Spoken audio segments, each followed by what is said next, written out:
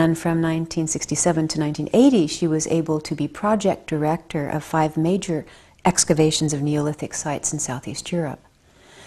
Now, the whole process of archaeology is destructive, so that the questions that the archaeologist asks has everything to do with what is found, has everything to do with what is deemed significant about the findings. So her questions focused on symbolism. She was extremely interested in finding out about the artifacts that were being found. Of course, she had a whole team of researchers who were looking at all other aspects of the digs as well. So they were not neglected, but her special focus was looking at the figurines. And she describes how she would be very, very attentive to absolutely every detail to describe them. Were they masked? What was their headgear like? What kind of costume did they have? Did they have wings? Were they zoomorphic? Did they have heads of birds, for instance, which is very prevalent in the Vinci culture and as well as the Sesquo culture, which she excavated? One thing I do want to say is that every interpretation is based upon assumptions. And one of her primary assumptions in looking at the Neolithic period was first to recognize that the artifacts and the settlement patterns and everything about it was extremely different from the Bronze Age that followed. So her very first question was a general one, which is, what was going on in the Neolithic period that made it different from what came later? She did not start out with a theory that she wanted to prove, and this is a very, very important point because this is not often understood about her work. She said that when she started looking, at first she couldn't see anything. I'm quite sure that if she had found chieftains in the Neolithic, that's what she would have described. If she had found warfare, if she had found aggressive territorial patterns, that's exactly what she would have talked about. She was writing about that and having to do with the Bronze Age anyway. So from that first assumption that religion is very important, she turned her attention to symbolism. Because it's in the symbolism that the belief structure is expressed. And she had the direct experience of living symbolism that was connected to an earth-based spirituality. And so she didn't approach it as some kind of abstract idea. But when she watched the old ladies out in the fields with their sickles, singing, and that the rhythm of their work and the rhythm of the song and the wind blowing and the movement of the grain was all harmonized, she said that she really got a transmission of understanding of what early cultures were, and the expression through the arts of a sensibility of the sacredness of the earth. So when she was looking at the artifacts later on, that awareness was still there. That's why looking at the abstract designs carried it also. Looking at the spirals, looking at the circles within circles, and looking at those patterns which the new physics tell us are the expression of the interconnection of all things. Those same patterns are in the Neolithic art. And so she recognized that as a consciousness so she recognized that as a consciousness being expressed by Neolithic peoples of a sense of connection. Well, Marija was incredibly intuitive, and she had a passionate connection with the work, with her work. And when she held the artifacts in her hands and observed them, there was a resonance that she felt. I mean, she spoke about this quite a bit. But it was informed by an encyclopedic background. She did not just look at these artifacts as though they are Rorschach blots and say, oh, what does that look like? Oh, maybe that looks like a bird goddess. Maybe that looks like a this or that. She was interpreting imagery because of thousands of other images of its type, based upon a thorough knowledge of linguistics, of folklore, of ethnographic material. She also spoke about her satisfaction the various disciplines would line up and give the same picture of what she was looking at.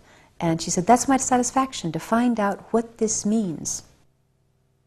Another of her assumptions was that religious patterns are very slow to change, they're very conservative, and that they are reflected in different disciplines. So that she looked at linguistics, so she looked into linguistic paleontology to see what might be resonating there, or what might still be. She looked to linguistic paleontology to see if there were clues to people's religious practices. She looked at ethnographic material. She looked down through time as well as across large geographical areas.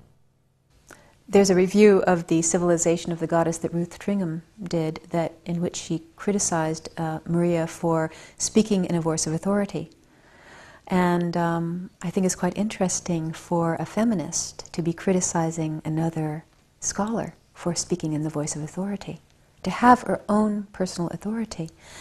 And then Tringham said that we feminist archaeologists embrace ambiguity.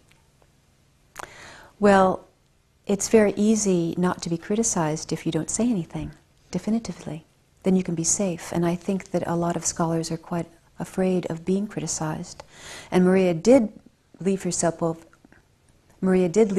open to criticism because she spoke emphatically about what she saw. Because her interpretations were based upon an enormous amount of work. Primary research. Not only primary research in the field, but primary research in investigating the historic documents in their original languages. I mean, she read every excavation report in Eastern Europe. It's quite clear to me that most of her critics have not read her work in detail, that there is not an understanding of it. I personally feel it's extremely important for every scholar's work to stand up under criticism, especially under the unsympathetic scrutiny of the judges of the future. And I think that it's also very important not just to take anyone's work whole cloth without looking at it critically. Marija felt the same way, and she often said, don't be sheep. Think for yourselves. Don't just take what I say, she would say. She considered herself a scientist, and that scientists are links in chains, and that she is the link in a long chain, and that scholars stand on each other's shoulders, and they benefit from the work of people coming before, but they must continue the work and go on. Well, there's no doubt that the work of Marija Gimbutas really there's no doubt that the work of Marija Gimbutas hit a central nerve and has challenged a whole constellation of assumptions that make up a basic Western worldview of what is European civilization. And for people of European origin, where did we come from? And her work presents a new origin story. Her work is actually presenting a new origin story of European cultures. That's not what she set out to do, by the way, but that's what it is doing. When Marija began to publish her work on the symbolism of old Europe, it just happened to coincide with the second wave of feminism and the development of ecofeminism and the sense of rediscovering the fact that we are connected with this earth. And the fact that her work is so important for non-specialists has seemed to disqualify it as real science. And so I have a question, and that is, does this mean that in order for something to be considered real science, it has to be irrelevant? So for something to be considered real science, does it have to be irrelevant for people's personal lives? First of all, Marija didn't consider herself a feminist, although she was a very liberated woman. She did not approach her work ideologically. And that the questions she was asking, which directed her research, did not come from a feminist agenda. Did not come from an agenda to try to find some kind of ideal society that would be inspiring for women. In fact, she was surprised that her work would be inspiring for people outside of her discipline. When people began to send her letters saying how important her work was, she found that very surprising, really. And it's interesting that when the gods and so no, I don't think that the questions she asked had anything to do with feminist concerns. In fact, there are many feminists who consider the idea of goddess regressive, as though goddess keeps women connected to passive biology and keeps them in the kitchen and the bedroom. So not all feminists think that her work is relevant at all. So I feel that Marija's use of the word goddess is very much misunderstood by many people. She wrote that the goddess is all life in nature, that her concept of goddess was all that is coming into being and going out of being and returning again, and that it's a metaphor for this potency. So she used folklore, for instance, to make that decipherment, that it's not possible just to look at one symbol and to be able to understand it. So she drew from ethnology, she drew from folklore to give the clues for this kind of decipherment. Through the hard times. Right. Well, she spoke of her work as deciphering a meta-language. And she saw that the symbolism, Neolithic symbolism, was very sophisticated. And that there were patterns that could be seen from one culture to the next, that transferred down through time as well, and that were very conservative and very slow to change. And this is one of her great contributions, to see these overarching patterns. The fact that Marija loved the earth, loved growing things, had her hands in the dirt, planted a huge garden at Topanga, and cultivated it herself, has everything to do with her ability to stay in touch with living forms. And so the artifacts of the Neolithic that she was investigating came from people who also were gardeners, who lived, whose very survival was based upon their ability to grow things. And that the imagery must have been storied. They must have had an oral tradition that was expressed during many, many, many hours of repetitive tasks that go along with that kind of culture, with the cultivation of the fields, with the harvesting, with weaving, with making absolutely everything that people needed in order to live. So that the artifacts themselves, looking at what she calls bird goddess, or look at snake goddess, must have also been storied, because there were certain motifs that continued to reappear. And why did certain motifs appear with the same kind of mask? Or why did they appear with the same kind of costume? Or why did they appear with certain specific connection to animals? So they must have been stories. They could very well have been stories in myths that people told, that were part of people's making sense of the world and being in connection with the world. I often tell my students that the zoomorphic images remind me of the folk tales that start out by saying, in the beginning, when humans and animals spoke the same language, that that Neolithic peoples must have been connected to animals and to the natural world in a very intimate way, because they put animal masks on their own bodies in terms of the artifacts, for instance. One of the things that Marija said was, if you're not an artist, if you're not a poet, you can't see much.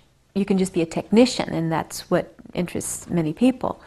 But you must have a sense of the mythopoetic in order to perceive more deeply, and that's certainly what she did.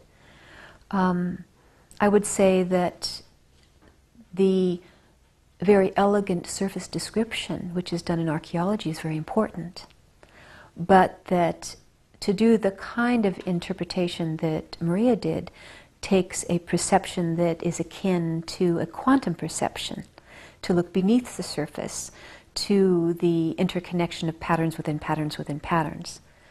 And that's what she was perceiving, and that's what she was interpreting through archaeomythology, was something that cannot be said by simply weighing and measuring. You must have the view of an artist and a sense of that deep intuition that's informed by an encyclopedic background. She was very, very philosophical about the kind of criticisms that were coming to her, and she said basically it's perfectly understandable that if you are not trained as a linguist, if you're not trained in mythology and comparative religion, then there's only so much that can be seen.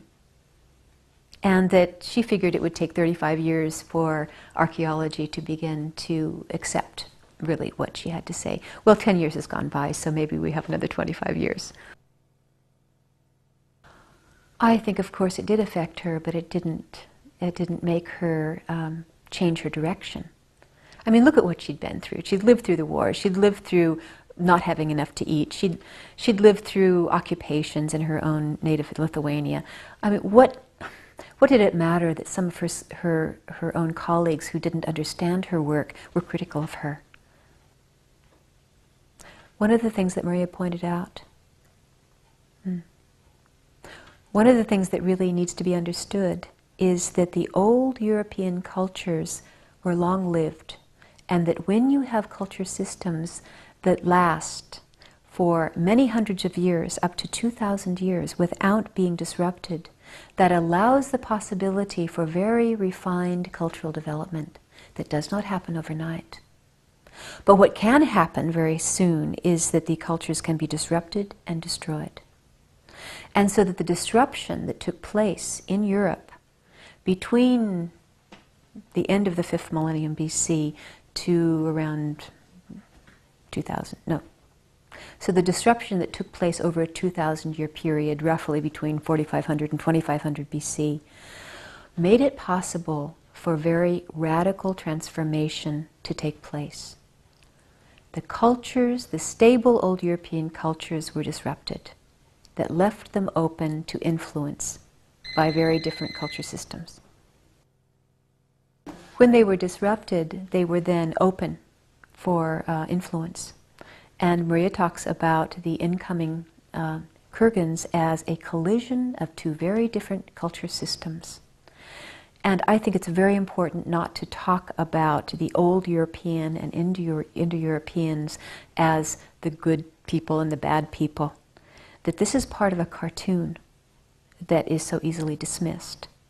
But to talk about choices that cultures make for survival. And so the old European cultures made survival choices based upon cooperation, so that they could live without disrupting each other. Whereas it appears that the Indo-European cultures that Marija called Kurgans made survival choices based upon aggressive behavior, which is very, very well known among such cultures as the Scythians, for instance, or the Mongols, or many other very belligerent nomadic peoples who've come in and wreaked havoc on settled cultures. I mean, there's no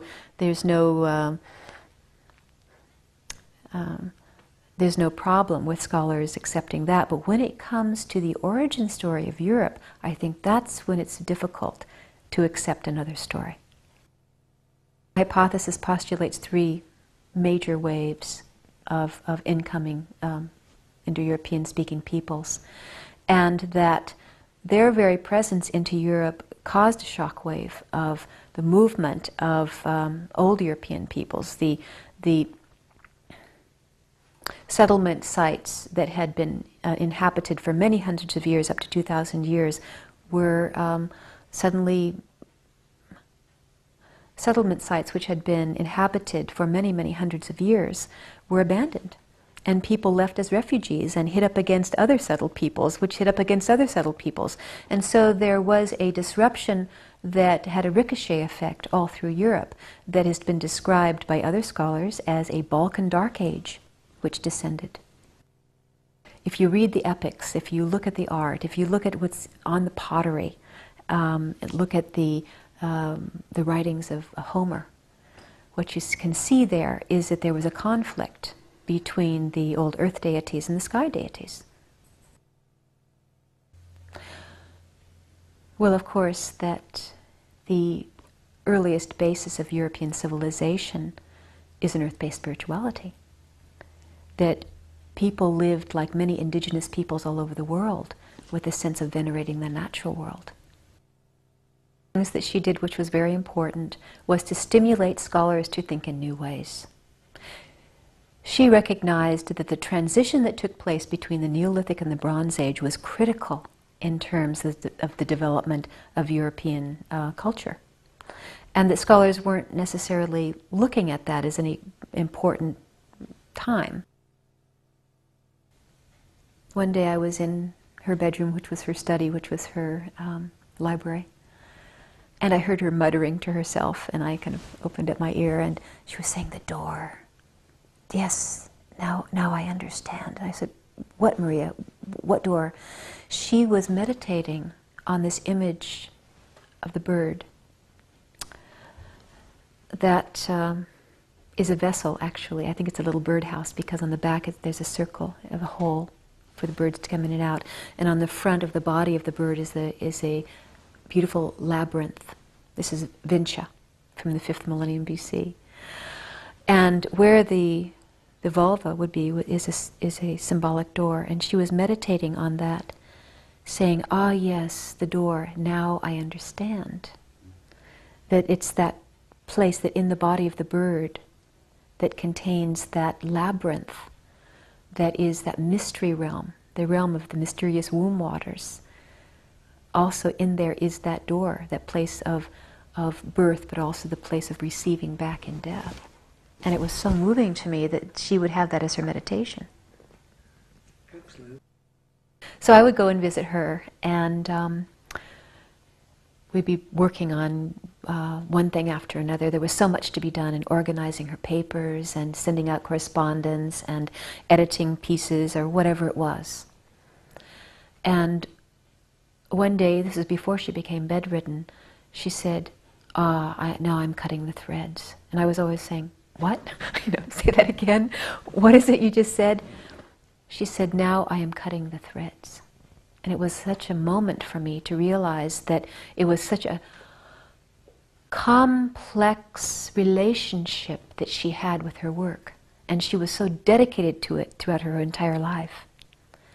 And that to be cutting the threads, and to be consciously knowing that that's what she was doing, and knowing that she could not anymore stay up on the latest find, she could not anymore stay up on the latest discourse, but that she had to begin to let go. Yeah. It was intense. Working with Marija Gimbutas had an enormous effect upon my life, of course, because as I worked with her as editor on The Civilization of the Goddess, I naturally absorbed it.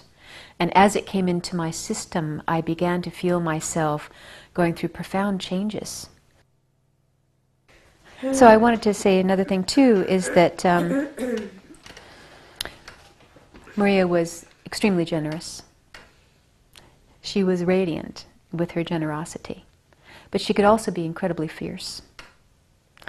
And while working with her, there were many times in which I experienced her fierceness. For instance, if I came in and I was muddle-brained, or if I had not prepared, or if I was not thinking clearly, or she was just like, wake up, function now. There's no time for this. There's no time for anything that's not clear and focused.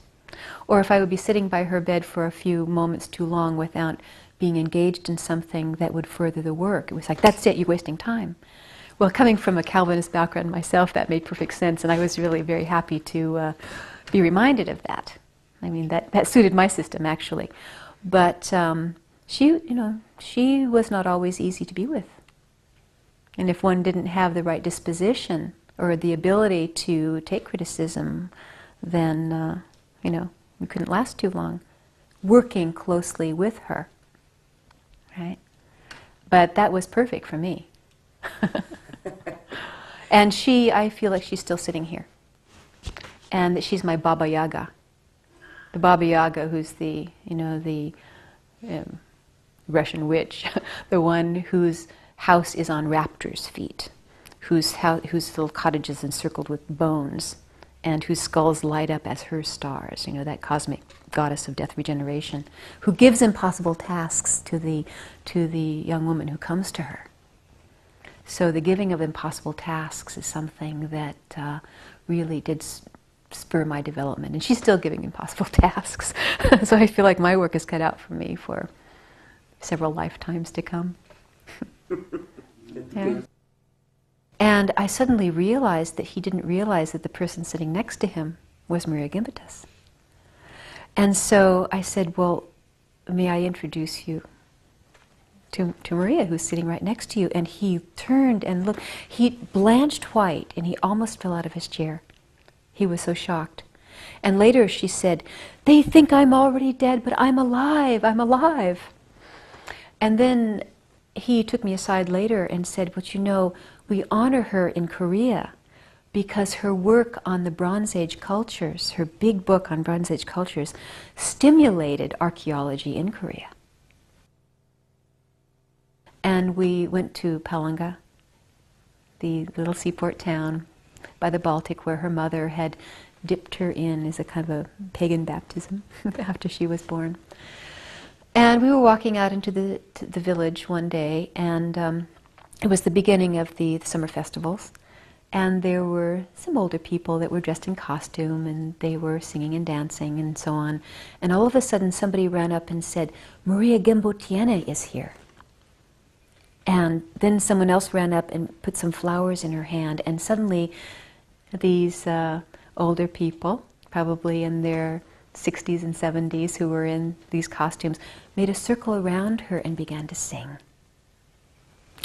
Well, that was it. I was so stunned, I could hardly stop from crying. And I realized, and what is it now? These people probably never read anything of hers. Of course, they saw on TV that she was coming and so on, but there's something deeper here. And it seems to me that she was so faithful to her culture that she embodied something of the Lithuanian soul. And it was even commented that during the ceremony of her honorary doctorate at Kaunas University, that the very Lithuanian that she speaks is the Lithuanian of the pre-Soviet times. It's the classical Lithuanian that was not changed. It's obvious that if we don't see this natural world as sacred, we're not going to preserve it. And right now, we've passed the She said I could. Okay. Mm-hmm. We've passed through the temporal threshold into the mythic future. This is the mythic future. And that we're in a time now of a great dying. There has not been a great dying since 65 million years ago when the dinosaurs died. And there's an avalanche of species extinction brought about by human activities, brought about by a mythology that justifies exploitation, by a mythology that says that this world is not the sacred place to align with, but that deity is out there somewhere, and that man has dominion. Man must have dominion, and to use nature as something to be exploited, that forests are not a living ecosystem as much as timber to be harvested, and that the value of a tree is in the cutting. And all of those attitudes have made up the crisis that we're in now. So if we do not rediscover the earth as sacred, and rediscover each other as sacred and worthy of respect, we're not going to survive. And what Marija is showing, Marija did not go out to prove that Neolithic peoples were spiritual so that we could live in a new way. She was not ideologically motivated in that way, but the result of her work is something that is so affirming of many people's intuition now that we have to find a new way to live, and that there is a precedent for that in our earliest traditions as Europeans. And that in itself should not disqualify her scholarship. Just because that is meaningful for people now does not disqualify her work. I don't want to start crying now. The first thing that comes to my mind when I think of Marija is how she would open her arms to greet me. And the sparkle in her eyes, and that tremendous energy and passion she had for her work, and the love she had for people, and how even though she was incredibly devoted and very wedded to her work, she made time for the people she cared about.